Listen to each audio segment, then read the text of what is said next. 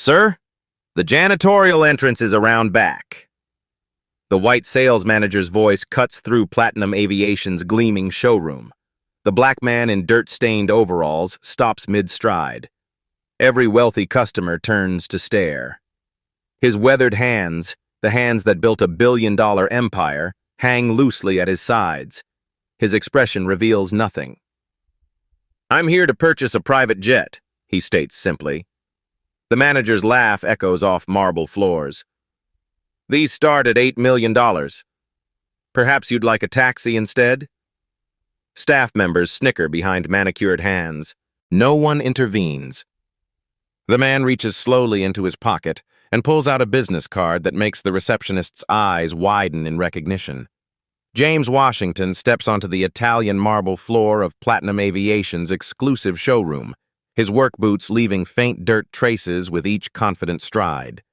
The 55-year-old agricultural tech entrepreneur adjusts his worn overalls, comfortable attire after a morning inspecting his newest farming innovation site.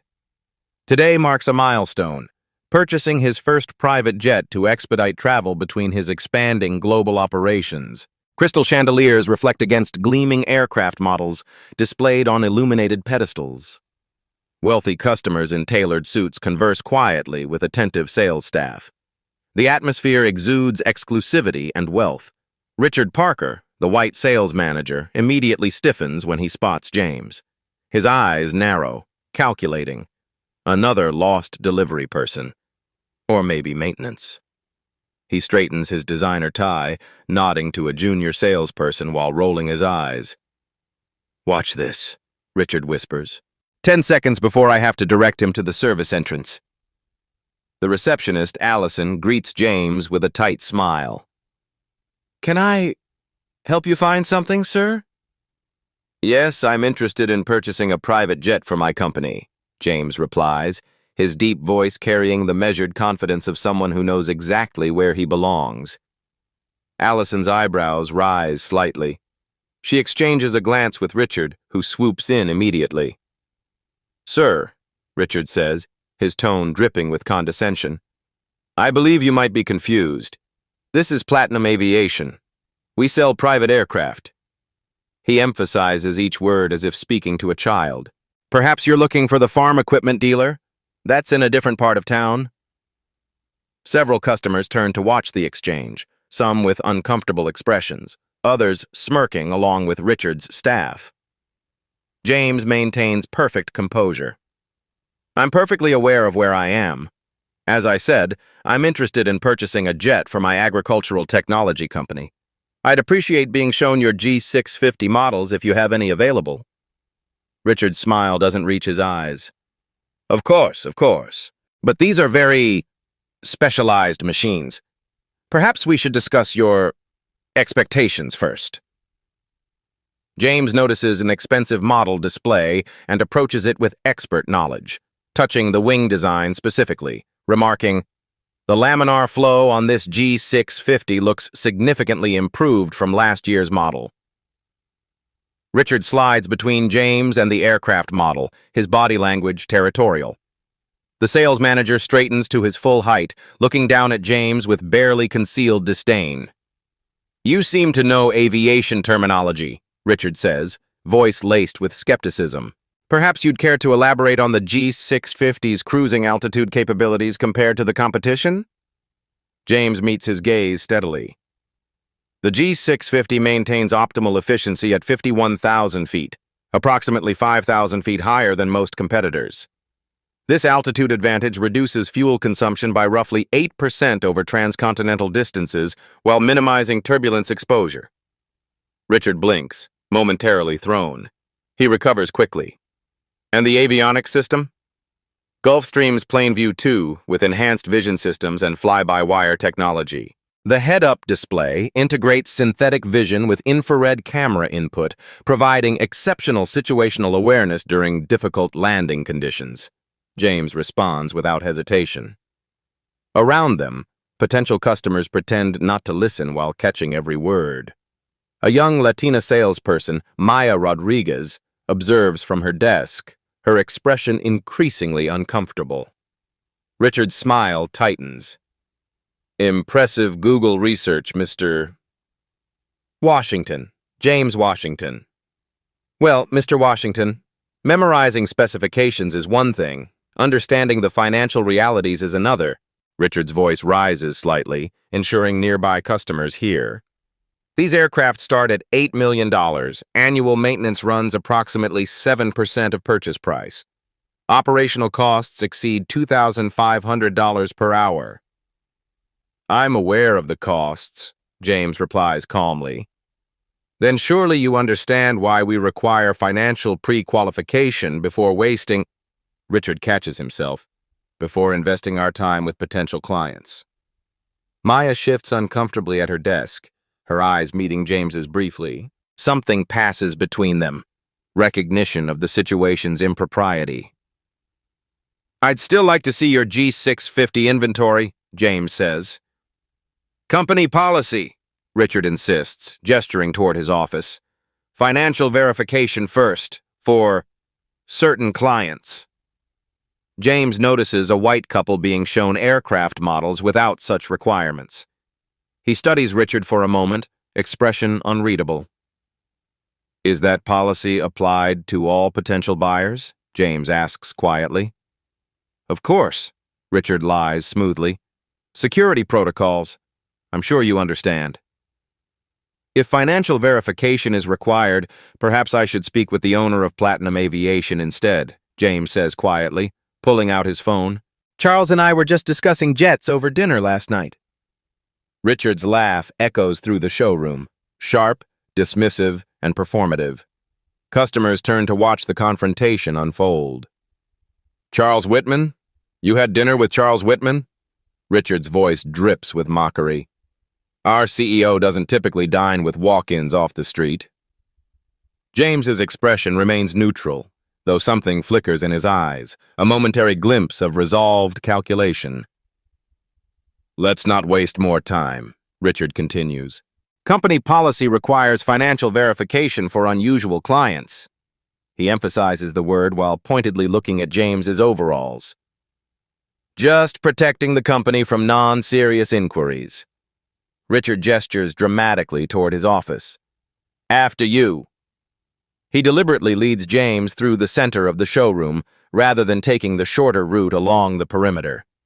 Potential customers watch their procession, the immaculately dressed sales manager and the black man in farmer's clothes. Richard walks a half step ahead, speaking just loudly enough to ensure others hear. We appreciate your interest, but must be thorough with walk-ins. Our time is valuable, and we cater to legitimate buyers only. Maya Rodriguez watches from her desk, knuckles whitening as she grips her pen. Another salesperson catches her eye and shrugs as if to say, "What can you do?" In Richard's glass-walled office, James sits calmly while Richard remains standing, maintaining the power dynamic. I'll need to see bank statements and identification, Richard says, not bothering to mask his condescension. Private aviation isn't like buying a pickup truck. The operating costs alone exceed what most people earn annually. James begins to speak, but Richard talks over him. Maintenance, hangar fees, pilot salaries. These costs surprise people who don't typically move in these circles. Richard's smile is all teeth. We've had individuals waste our time before, pretending to be what they're not. James silently produces his driver's license. Richard glances at it without truly registering the details. And proof of funds? Unless you'd prefer I call security now. Their office is just down the hall. Through the glass walls, other customers and employees watch the scene unfold. Maya shifts uncomfortably at her desk, glancing repeatedly at the confrontation before looking away. James stares at Richard for a long moment. His expression reveals nothing, but his eyes hold a depth of feeling. Hurt mixed with something harder, more resolute. He reaches for his phone, tapping the banking app with deliberate movements. I'm not in the habit of displaying my financial information to strangers, James says quietly, especially ones who've shown such disrespect. Disrespect? Richard places a hand on his chest in mock offense. I'm simply doing my job. If you find standard procedures offensive, Perhaps this isn't the right establishment for you. James unlocks his phone, his weathered farmer's hands steady despite the humiliation. As James is about to show his bank account, his phone rings. The display reads, Governor Williams, with the state seal clearly visible. James glances at the incoming call, then back at Richard. "Excuse me, I need to take this." Richard sighs dramatically, rolling his eyes toward the ceiling. "Of course. We wouldn't want you to miss an important call from the governor." His sarcasm hangs in the air as James steps outside the office. In the showroom, Richard makes a show of checking his watch. He leans toward a colleague passing by. "Another time waster. Probably calling his buddy to pretend it's someone important." The colleague chuckles obligingly. Neither notices Maya shifting her phone on her desk, its camera lens pointed directly at them. In a quiet corner near the window display of aircraft models, James speaks with measured respect. "Yes, Governor Williams. The agricultural technology bill is progressing well. The sustainability amendments we discussed are being incorporated." He listens intently, his gaze drifting across the showroom to where Richard continues performing for his colleagues, mimicking James's stance with exaggerated movements. "I understand completely. I'll have the reports on your desk by tomorrow." James pauses. "Actually, Governor, I may need to call you back about another matter, something that requires attention." James ends the call, his expression transforming. The patience in his eyes hardens into resolve. He's made a decision. He texts someone named Marcus. "Plan B at Platinum Aviation, documenting everything." The reply comes instantly. "On it, team standing by." At the sales counter, Richard's voice carries. "These people come in thinking they can waste our time. Doesn't even own a decent pair of shoes, but wants to look at multi-million-dollar aircraft." "Maybe he's just—" Maya begins. "Just what?" Richard cuts her off. "Just confused? Just delusional? Just looking where he doesn't belong?" His emphasis leaves little doubt about his meaning.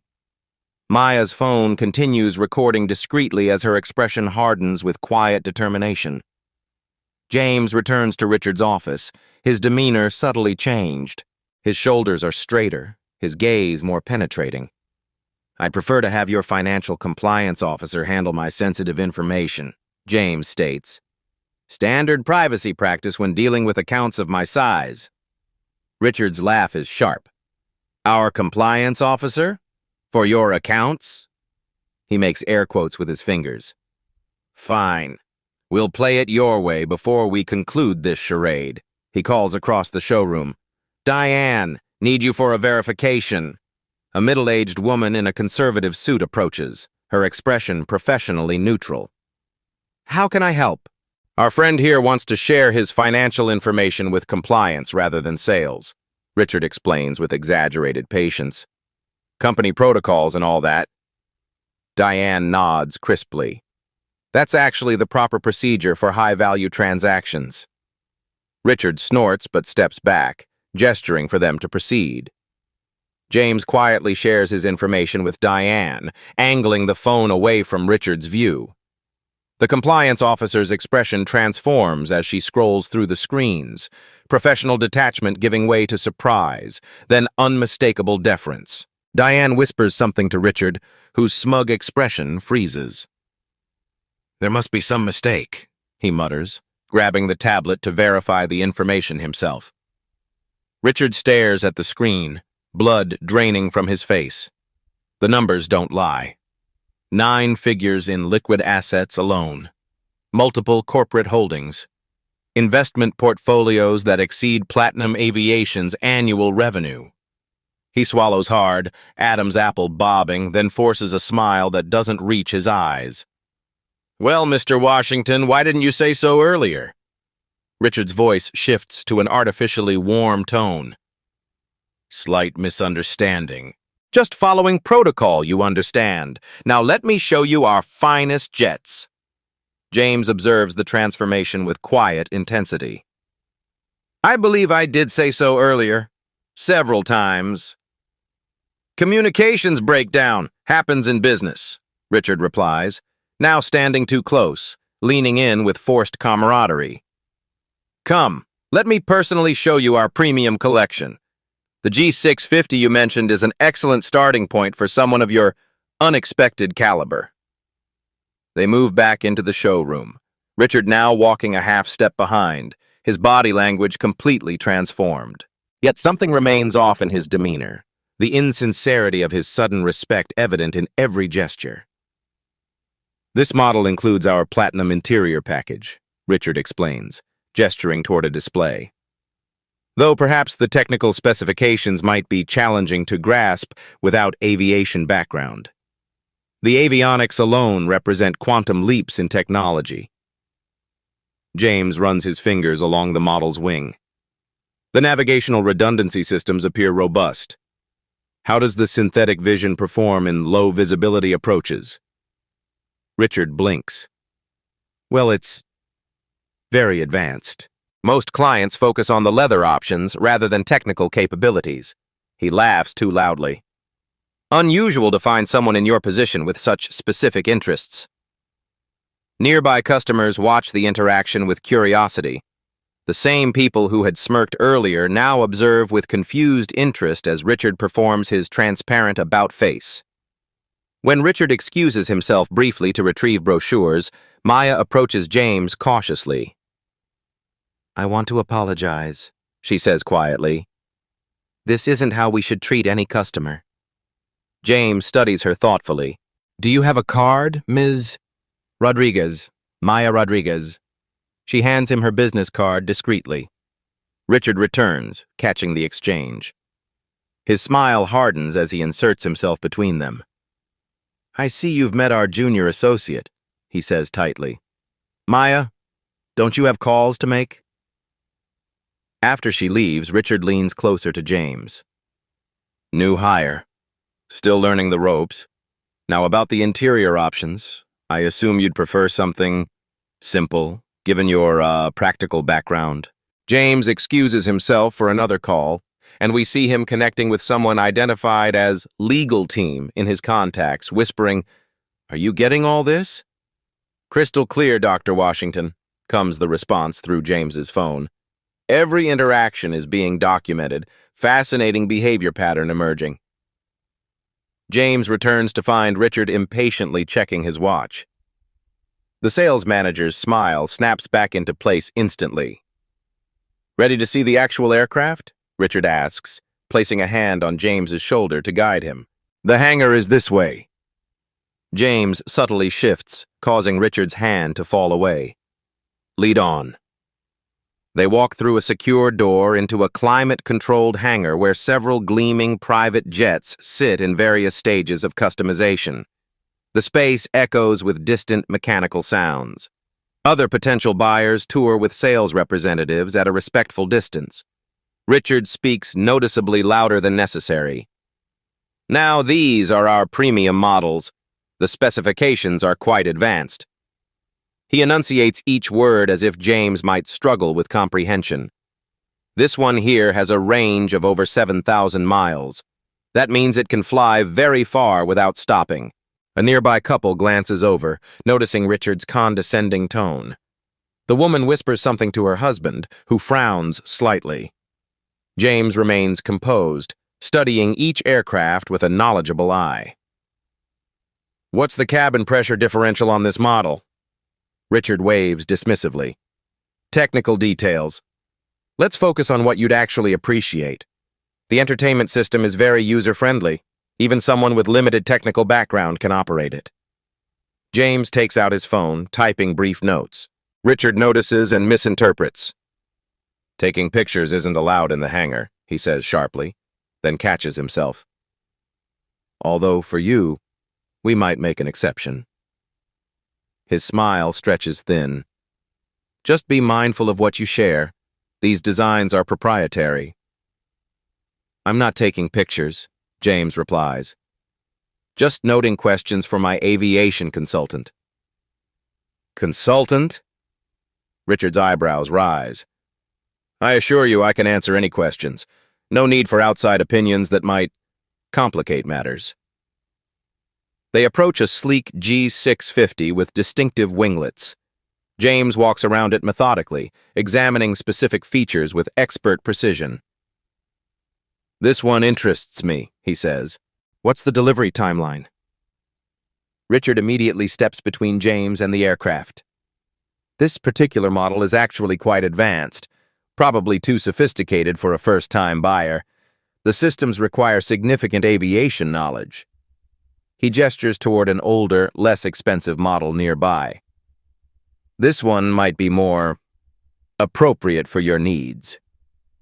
"And why is that?" James asks, his tone deliberately neutral. "Just thinking practically," Richard responds with a tight smile.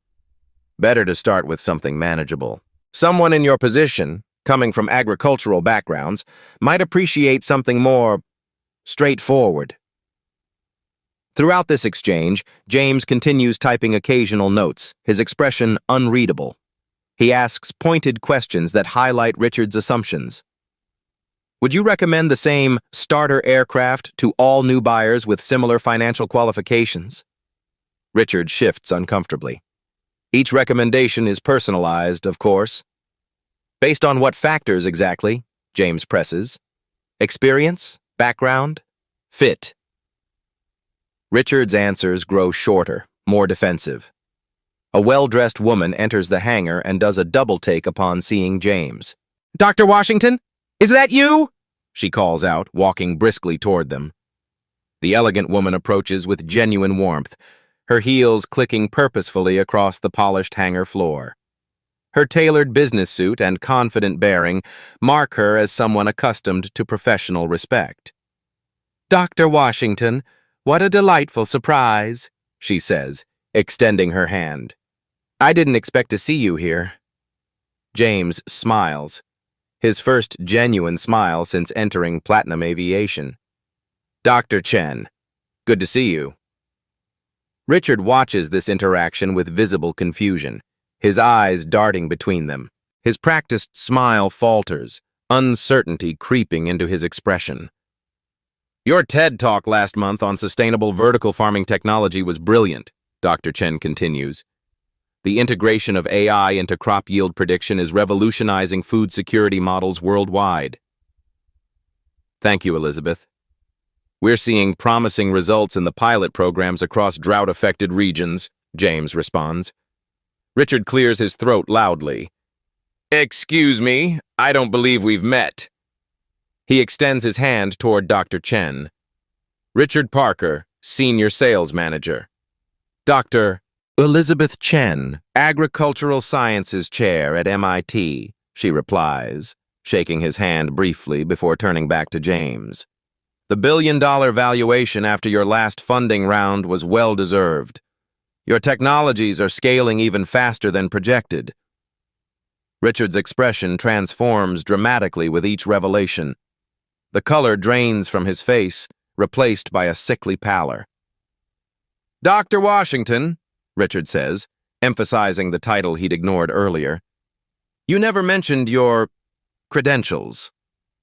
James turns to him with measured calmness. "You never asked about my background, Mr. Parker. You made assumptions." Dr. Chen's gaze sharpens as she picks up on the dynamic. James often has this effect on people. They see the work clothes and miss the brilliant mind behind agritech innovations. She smiles knowingly. It's remarkable how quickly perceptions change when people learn who they're really speaking with. Richard attempts damage control, his words tumbling out. "There's been a misunderstanding, our standard protocol for all clients. Your behavior has been quite consistent until approximately 2 minutes ago," James observes. "Interesting how additional information suddenly improves customer service quality." Around them, other customers and employees have paused their activities, watching the exchange with undisguised interest. Maya stands near a display case, her expression a mixture of satisfaction and vindication. Richard forces a laugh that sounds more like a wheeze. "Dr. Washington, perhaps we should restart our consultation. I'd be honored to personally ensure you receive our premium service package reserved for our most distinguished clients. That won't be necessary, James replies, his tone measured. I've seen enough to make informed decisions. Richard's smile freezes in place, panic flashing behind his eyes. About the aircraft selection? I'd be happy to show you additional models that better suit someone of your stature. About more than just aircraft, James says quietly. As Richard fumbles to recover, James's phone rings again. The caller ID reads, Charles Whitman, Platinum Aviation CEO. James studies the caller ID for a moment, then answers, activating the speakerphone function. Charles, good timing. James, sorry I couldn't be there personally. The voice is clear, confident, filling the hangar space. Is everything being handled to your satisfaction? You're one of our most valued potential clients. Richard's face drains of all remaining color. His Adam's apple bobs as he swallows hard, eyes darting between James and the phone. It's been an educational experience, James replies, his gaze fixed on Richard. There have been some interesting challenges. A heavy silence falls across the hangar. Other sales representatives freeze in place. Customers stop their conversations, turning to witness the unfolding scene. Challenges? Charles's voice sharpens. What kind of challenges? Who's assisting you? Your senior sales manager, Richard Parker. A pause. I see. Richard has been with us for some time. I trust he's providing exemplary service. That depends, James says calmly, on what type of customer he perceives he's dealing with.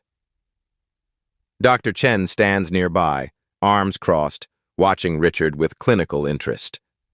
Maya has edged closer, clutching a tablet to her chest, her expression resolute.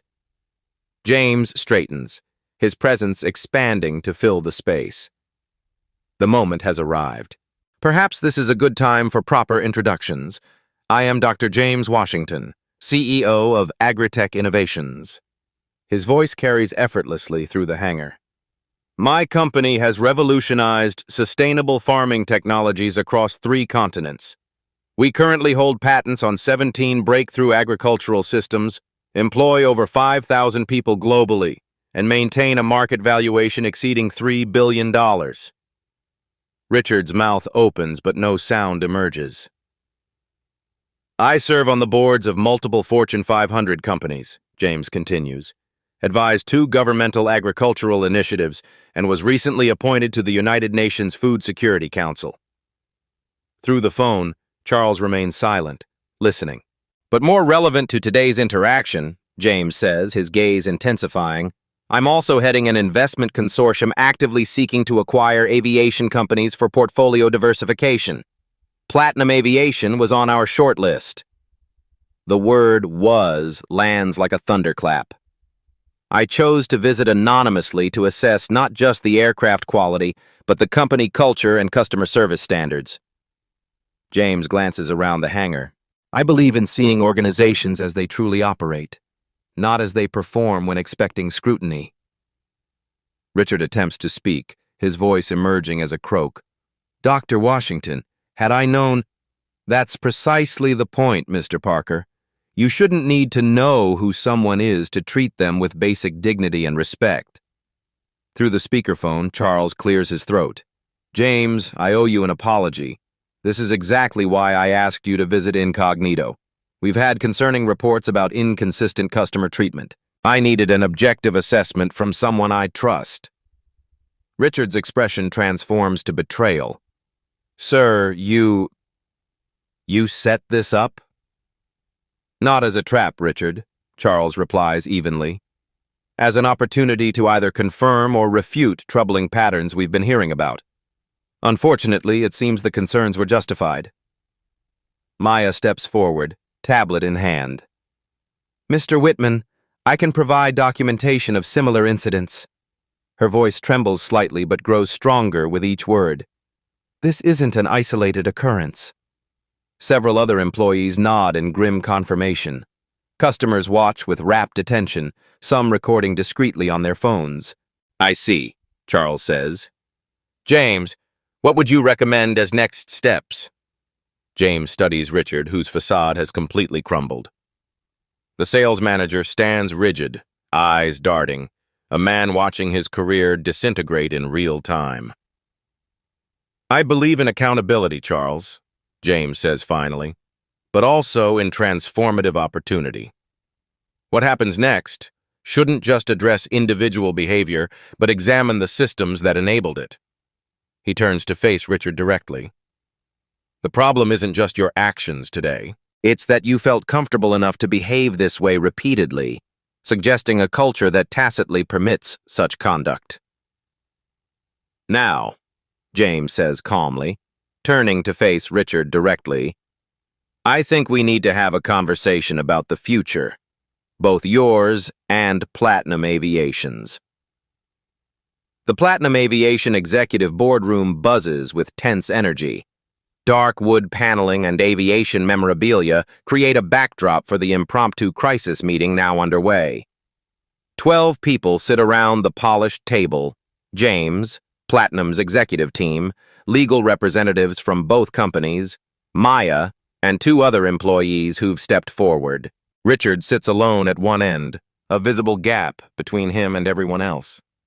Charles Whitman's face fills a large screen on the wall, his expression grave. "Let's be clear about why we're here.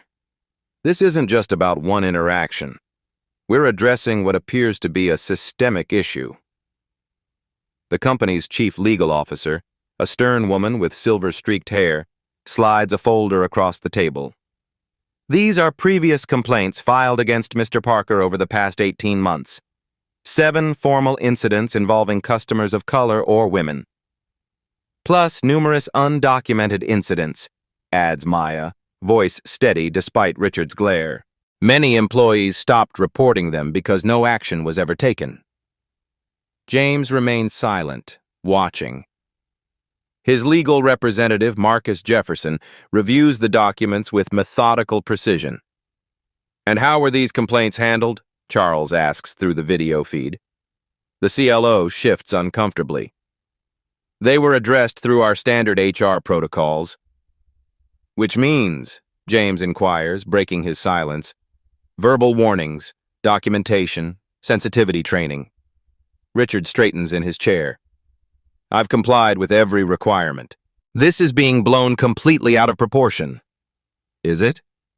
Marcus taps on his tablet, and security footage begins playing on a secondary screen. The morning's interactions unfold from multiple angles: Richard's dismissive gestures, the public humiliation attempts, the stark contrast in his behavior before and after learning James's identity. The footage transitions to audio recordings, Richard's comments about these people and knowing their place. His voice, unmistakable, echoes through the boardroom. Platinum's vice president of operations winces visibly. "Jesus, Richard." "Context matters," Richard protests, voice rising. "You're not seeing the full picture. This was a misunderstanding. Dr. Washington's appearance was legitimately suspicious for our high-security environment." "My appearance," James repeats quietly. "The clothes, the dirt. Anyone would have questioned—" "Anyone?" James interrupts. "Or just black men in work clothes?" Richard falls silent, his expression hardening. Marcus places a document on the table. "We've compiled evidence demonstrating clear patterns of discriminatory treatment. Security footage shows white customers in casual attire receiving substantially different treatment than customers of color in identical circumstances." Maya steps forward. "I've witnessed Mr. Parker steering customers of color toward less expensive models regardless of their financial qualifications." She places her phone on the table. "I've documented 17 specific incidents in the 3 months I've worked here." Another employee, an older black man from accounting, speaks up. "This extends beyond customer interactions.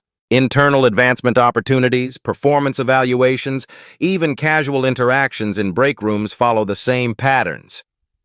Richard's attorney interjects. My client has an exemplary sales record. These allegations are subjective interpretations of normal business judgments. James leans forward. Let me outline the situation clearly. You have two paths forward. He places two folders on the table. Option 1. We pursue this matter publicly through legal channels. I have the resources, evidence, and determination to see that through to its conclusion. The resulting publicity would significantly impact Platinum Aviation's reputation and valuation. The executives exchange alarmed glances. Option 2, James continues, opening the second folder. Comprehensive structural reform with my guidance as a new major stakeholder. This includes leadership accountability, policy overhauls, training programs with measurable outcomes, and transparent reporting mechanisms. Charles speaks from the screen. I believe option 2 serves everyone's interests, including those who've been harmed by our failures. The boardroom divides visibly, some executives nodding in agreement, others defensive and resistant. This is capitulation to political correctness, one vice president argues. We can't upend company culture based on subjective perceptions. Perception becomes reality in the marketplace, James counters. But this isn't about perception. It's about documented patterns of discriminatory behavior that harm your business performance. He stands, activating a presentation on his tablet. Charts and graphs appear on the main screen. These are metrics from companies across multiple sectors. Those with inclusive practices consistently outperform their peers by significant margins. This isn't social activism, it's sound business strategy. Richard scoffs. So we're supposed to apologize for maintaining standards? Dr. Washington was being oversensitive. His appearance was legitimately suspicious. The room falls silent. Even Richard's attorney winces. Thank you for that clarification, Marcus says quietly, making a note. The record will reflect your statement. Maya presents her own evidence. Screenshots, recordings, documented patterns showing Richard's behavior represents a broader cultural problem within the company. Let me be clear, Charles says from the screen. I support Dr. Washington's assessment and proposal. This company will implement comprehensive reforms. The only question is whether certain individuals will be part of that future. Richard stands abruptly. This is a witch hunt. I've generated millions in sales for this company. You're throwing me under the bus to appease. That's enough, Richard, Charles interrupts. Your employment status will be determined through appropriate procedures. For now, you're suspended pending the outcome of those proceedings. The meeting shifts to drafting the reform agreement. James outlines concrete steps, revised hiring practices, customer service protocols, accountability mechanisms, and regular audits by independent evaluators. As for my personal business, James says as the meeting concludes, I still intend to purchase an aircraft. And yes, I'm still considering an investment in Platinum Aviation, contingent upon these reforms being implemented with full commitment. He turns to Maya. I believe you'd be an excellent person to assist with my purchase, Ms. Rodriguez. Richard watches from the corner, his expression dark as the power dynamics he's taken for granted shift irrevocably before his eyes. As the executives file out, James makes one more call. CNN Business? I'd like to discuss an exclusive story about corporate accountability and racial bias in luxury. Richard Parker sits rigidly in Platinum Aviation's third-floor hearing room, facing a panel of 5 solemn evaluators. Sunlight streams through vertical blinds, casting striped shadows across the conference table.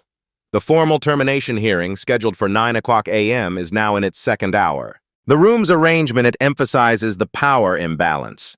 Richard and his attorney isolated on one side, the HR director, legal counsel, and 3 senior executives on the other.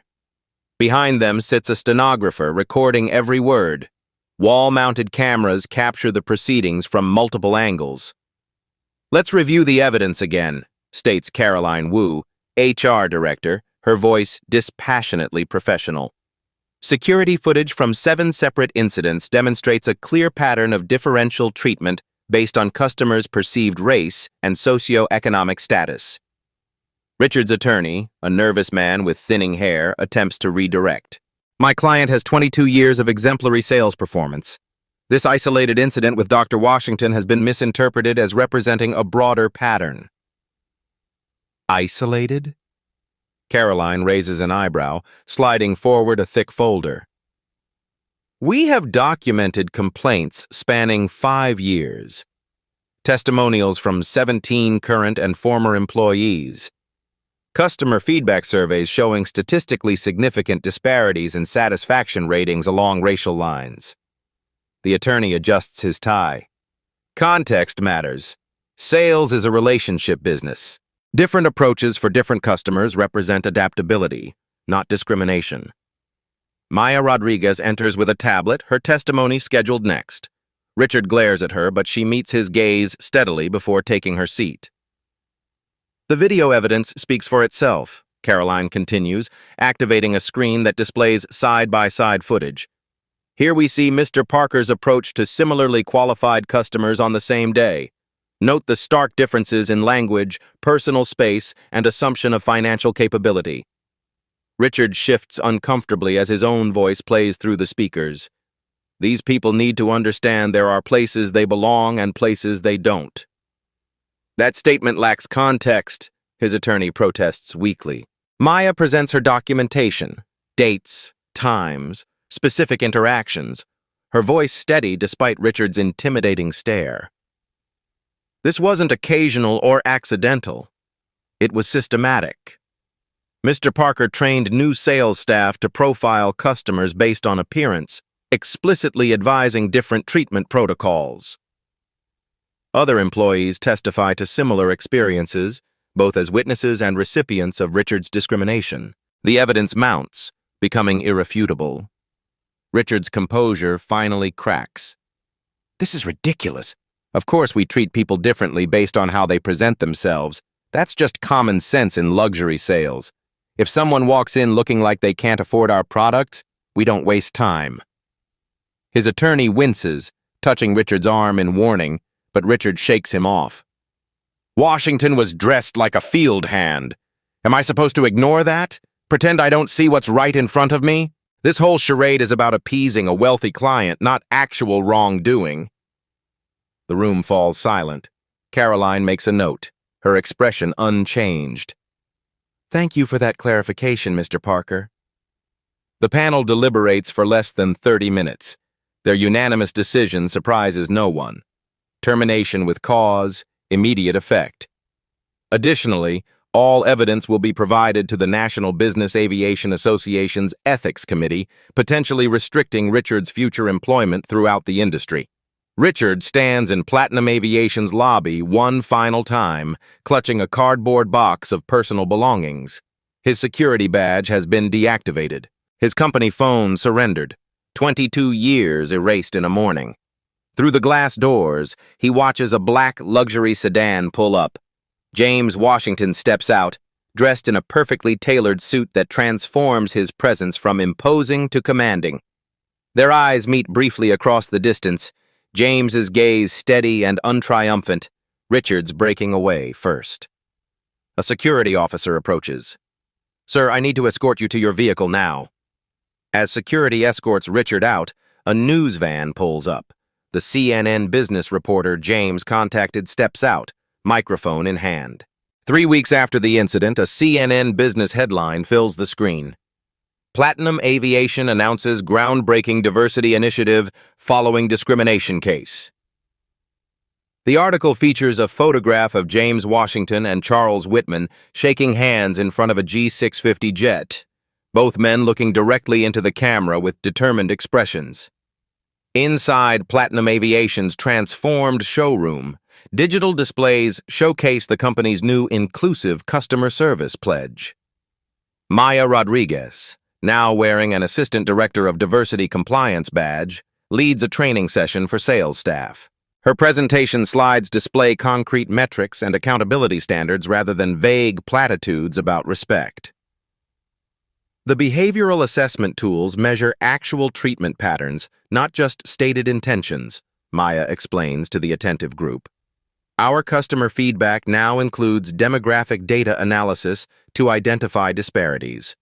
What gets measured gets changed. At an industry conference in Dallas, James takes the podium, presenting data on the business impact of inclusive customer service in luxury markets. His slides show Platinum Aviation's sales increasing 12% since implementing comprehensive reforms. Bias isn't just ethically wrong, it's bad business, James states to the packed audience of aviation executives. Our research shows luxury companies lose an estimated $38 billion annually through discriminatory practices that alienate qualified buyers. Across the industry, ripples spread. A trade publication features an investigation titled, "The High Cost of Exclusivity: How Biased Practices Damage Luxury Brands."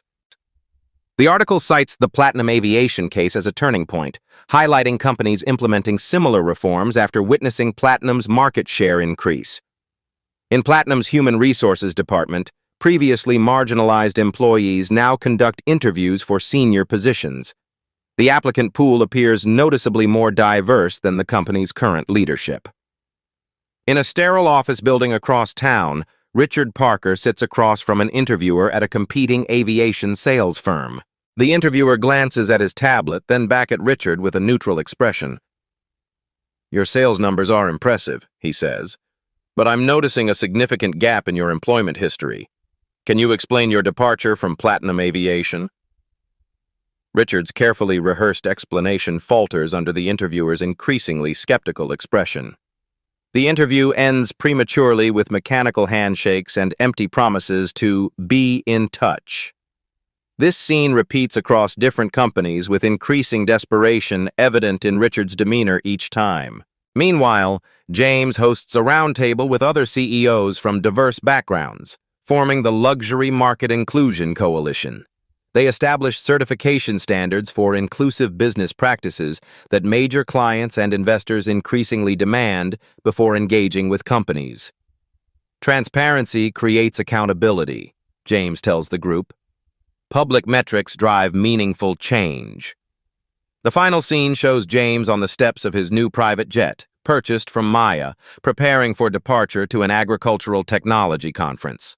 The Platinum Aviation logo gleams on the hangar behind him, now accompanied by a certification emblem for inclusive excellence. 6 months later, James receives an unexpected letter with Richard's name in the return address. James sits in his office, morning sunlight streaming through windows overlooking vast agricultural research fields. The space blends rustic and modern, reclaimed barnwood walls holding advanced agricultural patents and innovation awards. On an adjacent shelf sits a model of his G650 jet beside a framed photo of his team standing proudly before an experimental vertical farm. He examines the envelope in his weathered hands, turning it over thoughtfully before opening it with a letter knife fashioned from an antique farm tool. Richard's handwriting fills the single page, tight, controlled strokes conveying reluctant admissions rather than heartfelt contrition. Dr. Washington, the past 6 months have provided unwanted time for reflection.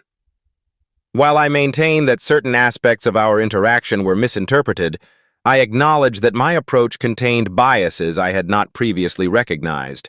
The industry-wide changes your actions precipitated have forced many of us to reconsider established perspectives. This is not an apology seeking forgiveness or employment. Rather, it is an acknowledgement that your challenge to the system had merit, even if the execution was, in my view, excessive.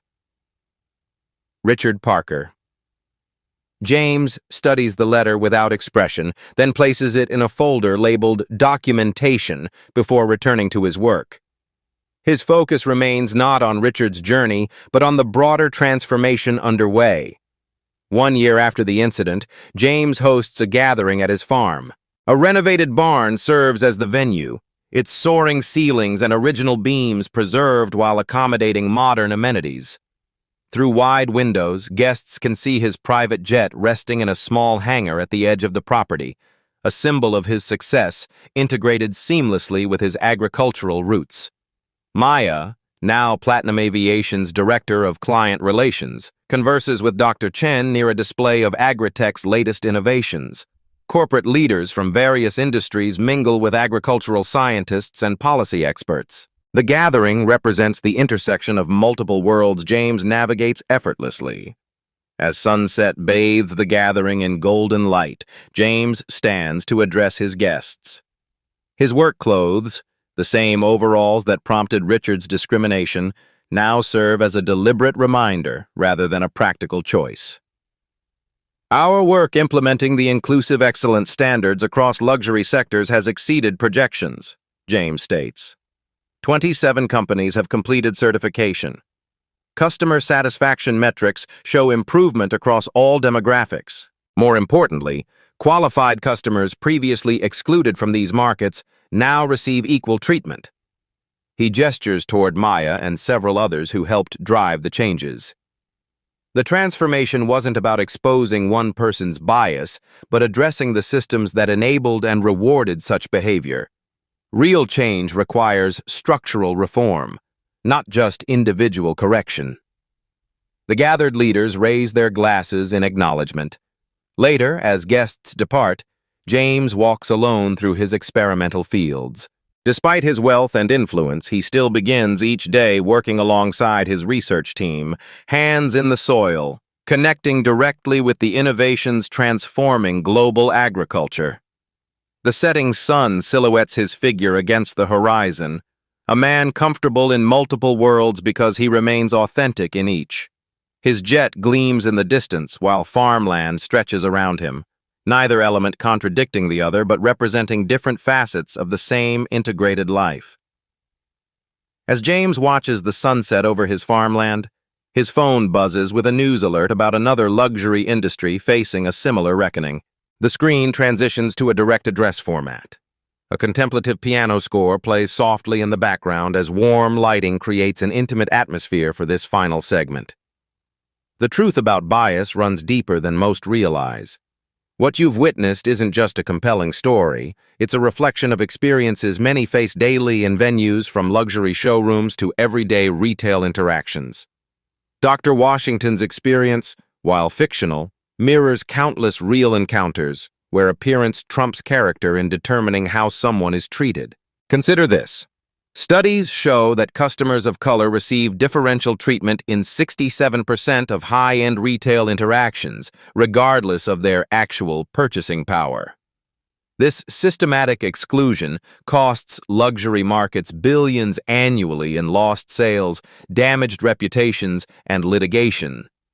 But beyond business implications lie human costs, dignity diminished, opportunities denied, and potential unrealized.